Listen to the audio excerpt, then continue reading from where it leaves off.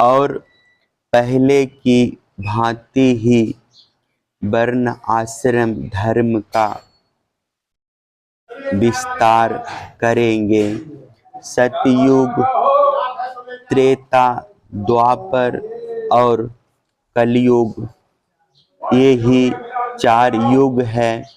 ये पूर्वांक कर्म के अनुसार अपने अपने समय में पृथ्वी के प्राणियों पर अपना प्रभाव दिखाते रहते हैं। परीक्षित, मैंने तुमसे जिन राजाओं का वर्णन किया है वे सब और उनके अतिरिक्त दूसरे राजा भी इस पृथ्वी को मेरी मेरी करते रहे, परंतु अंत में मरकर धूल में मिल गए।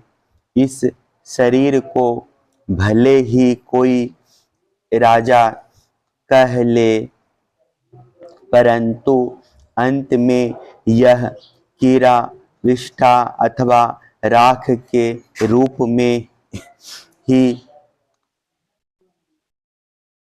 परिणत होगा, राख ही होकर रहेगा।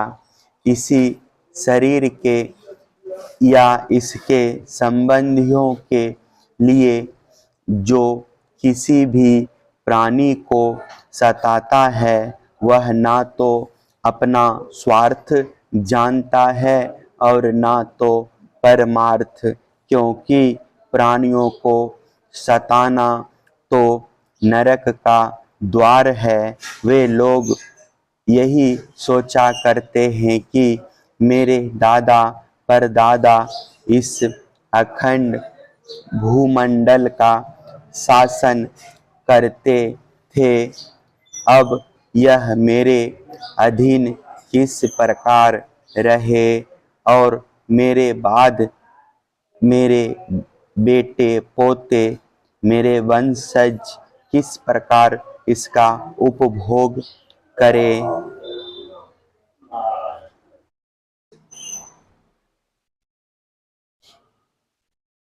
वे मूर्ख इस आग, पानी और मिट्टी के शरीर को अपना आपा मान बैठते हैं और बड़े अभिमान के साथ डींग हाँकते हैं कि यह पृथ्वी मेरी है।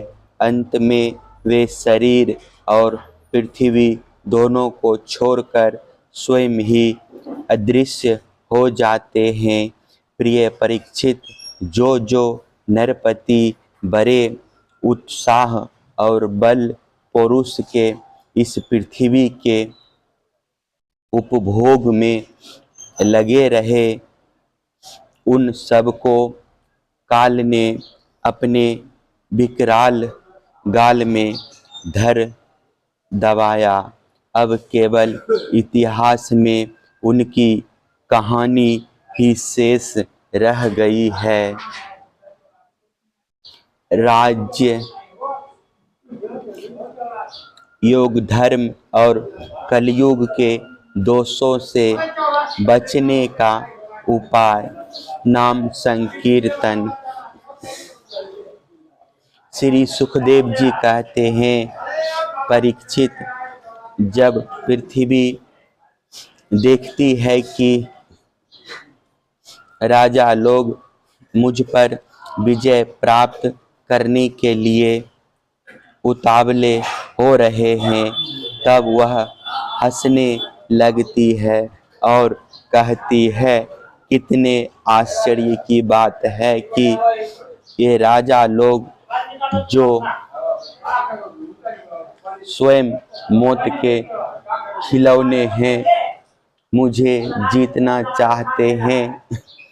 राजाओं से यह बात छिपी नहीं है कि वे एक ना एक दिन मर जाएंगे, फिर भी वे व्यर्थ में ही मुझे जीतने की कामना करते हैं। सचमुच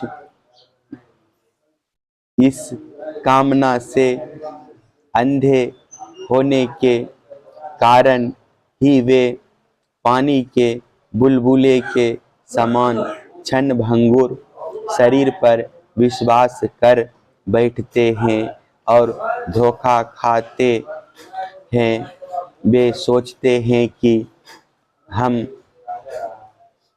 पहले मन के सहित अपनी पांचों इंद्रियों पर विजय प्राप्त करेंगे, अपने भीतरी शत्रुओं को बस में करेंगे, क्योंकि इनको जीते बिना बाहरी शत्रुओं को जीतना कठिन है। उसके बाद अपने शत्रु के मंत्रियों, नागरिकों, नेताओं और समस्त सेना को भी बस में कर लेंगे। जो भी हमारे विजय मार्ग में कांटे बोएगा उसे हम अवश्य जीत लेंगे। इस प्रकार धीरे धीरे क्रम से सारी पृथ्वी हमारे अधीन हो जाएगी और फिर तो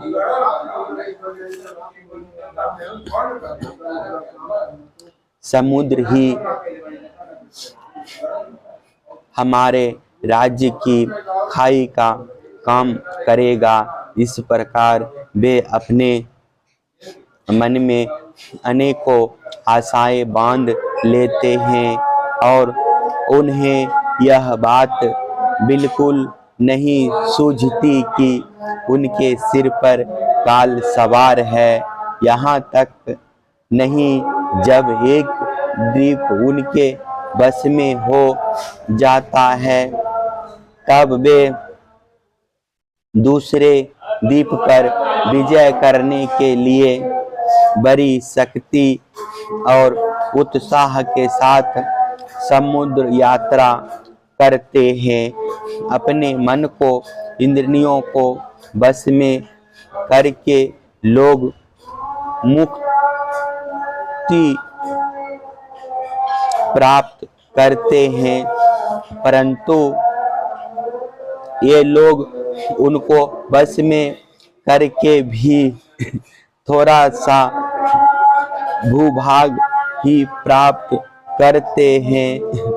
इतने परिश्रम और आत्म संयम का यह कितना तुच्छ फल है। परीक्षित, पृथ्वी कहती है कि बड़े बड़े मनु और उनके वीर पुत्र मुझे ज्यों की त्यों छोड़कर जहां से आए थे वही खाली हाथ लौट गए, मुझे अपने साथ ना ले जा सके।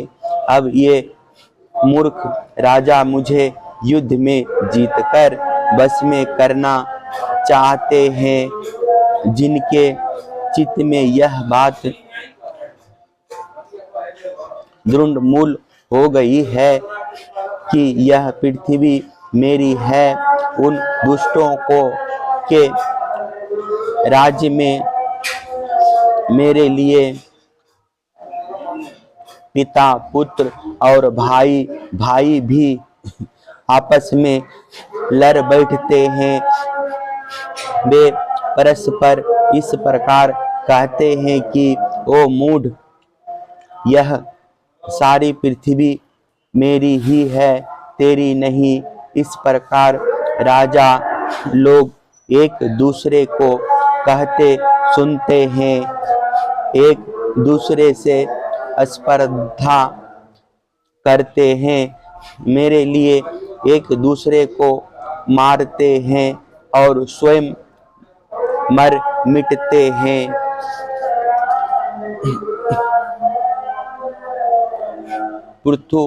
पुरुरवा, गाधी, नहुष, भरत,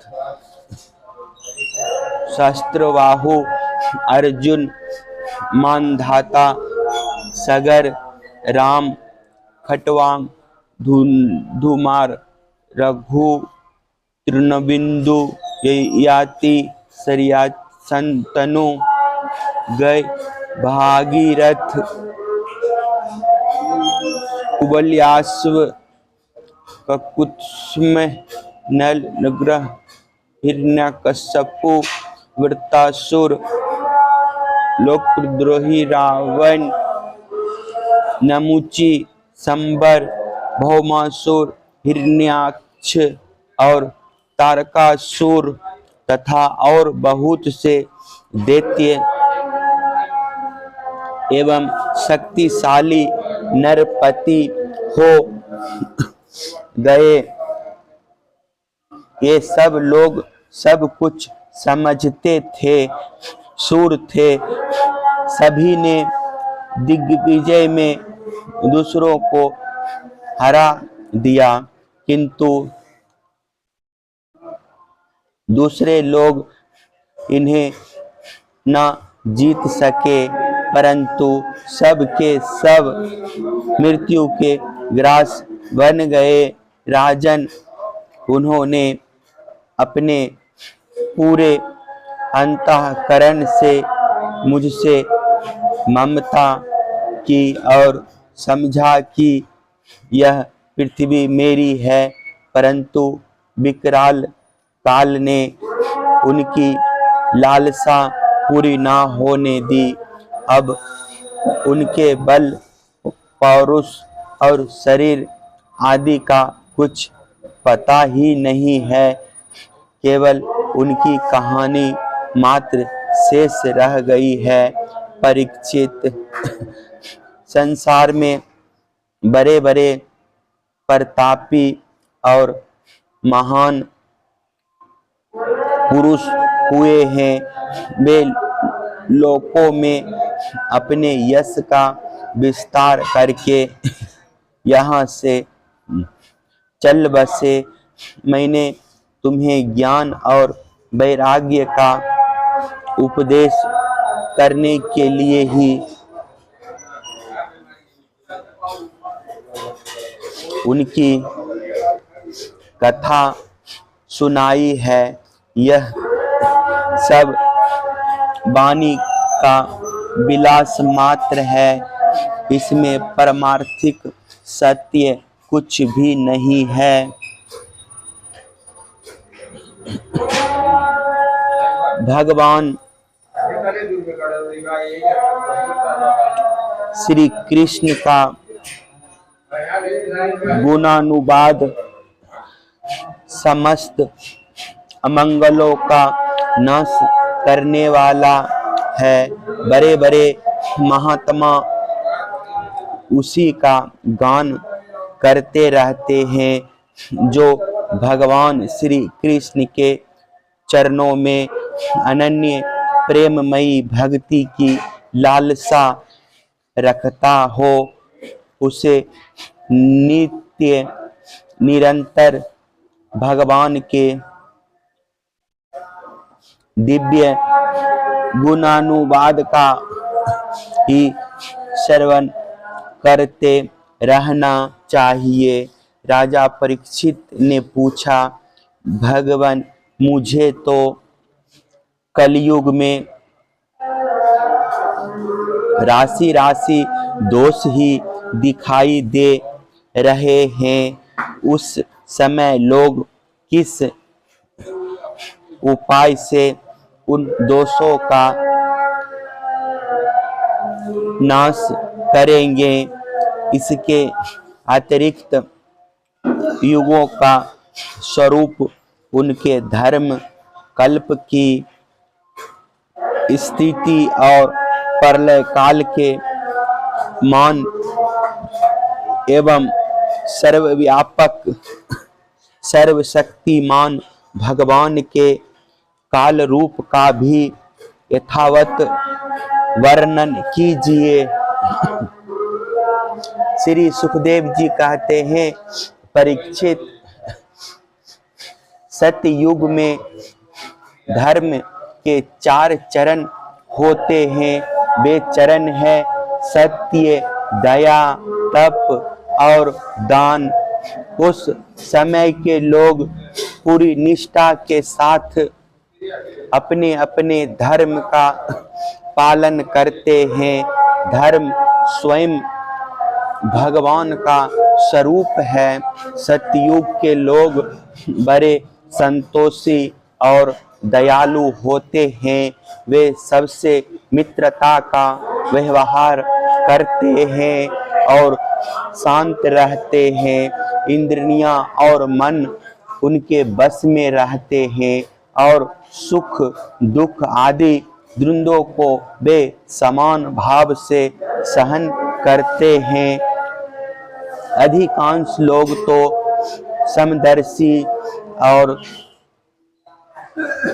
आत्माराम होते हैं और बाकी लोग स्वरूप स्थिति के लिए अभ्यास में तत्पर रहते हैं। परीक्षित, धर्म के समान अधर्म के भी 4 चरण हैं।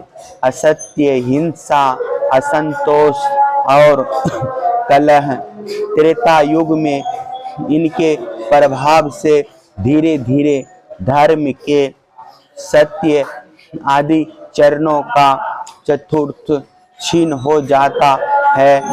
राजन, उस समय वर्णों में ब्राह्मणों की प्रधानता अक्षुण्य रहती है। लोगों में अत्यंत हिंसा और लंपटता का अभाव रहता है। सभी लोग कर्मकांड और तपस्या में निष्ठा रखते हैं और अर्थ, धर्म एवं काम रूप त्रिभुवन गुण का सेवन करते हैं। अधिकांश लोग कर्म प्रतिपादक, वेदों के पारदर्शी विद्वान होते हैं। द्वापर युग में हिंसा, असंतोष, झूठ और द्वेष अधर्म के इन चरणों की वृद्धि हो जाती है एवं इनके कारण धर्म के 4 चरण तपस्या, सत्य, दया और दान आधे आधे छीन हो जाते हैं। उस समय के लोग बड़े यशस्वी, कर्मकांडी और वेदों के अध्यापन में बड़े तत्पर होते हैं। लोगों के कुटुंब बड़े बड़े होते हैं। प्राय लोग धनी एवं सुखी होते हैं। उस समय वर्णों में क्षत्रिय और ब्राह्मण 2 वर्णों की प्रधानता रहती है। कलयुग में तो अधर्म के 4 चरण अत्यंत बढ़ जाते हैं। उनके कारण धर्म के 4 चरण छीन होने लगते हैं और उनका चतुर्थ ही बच रहते हैं। अंत में तो उस चतुर्थ का भी लोप हो जाता है। कलयुग में लोग लोभी, दुराचारी और कठोर हृदय होते हैं। वे झूठ मूठ एक दूसरे से बैर मोल ले लेते हैं एवं लालसा तृष्णा की तरंगों में बहते रहते हैं।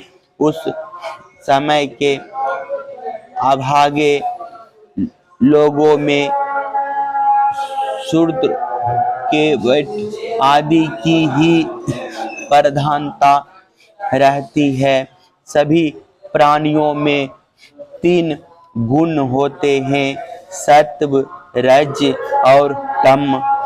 काल की प्रेरणा से समय समय पर शरीर, प्राण और मन में उनका हर्ष और विकास भी हुआ करता है। जिस समय मन, बुद्धि और इंद्रियां सत्व गुण में स्थित होकर अपना अपना काम करने लगती है, उस समय सतयुग समझना चाहिए। सत्व गुण की प्रधानता के समय मनुष्य ज्ञान और तपस्या से अधिक प्रेम करने लगता है। जिस समय मनुष्य की प्रवृत्ति और रुचि धर्म, अर्थ और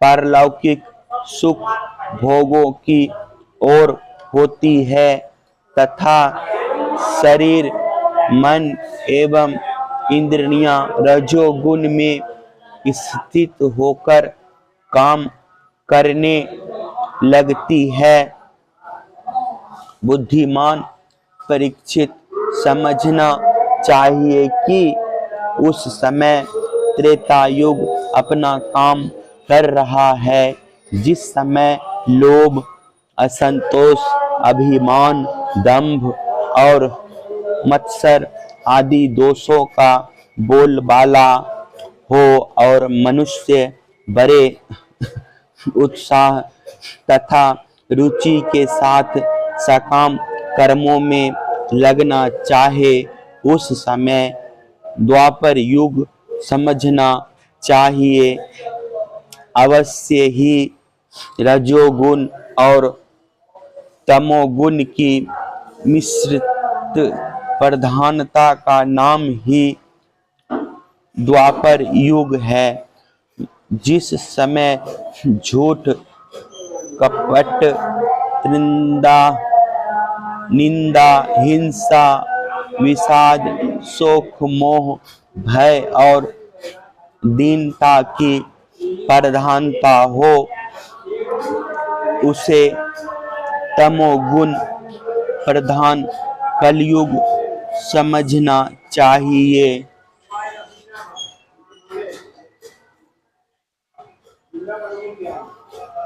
जब कलयुग का राज्य होता है तब लोगों की दृष्टि क्षुद्र हो जाती है।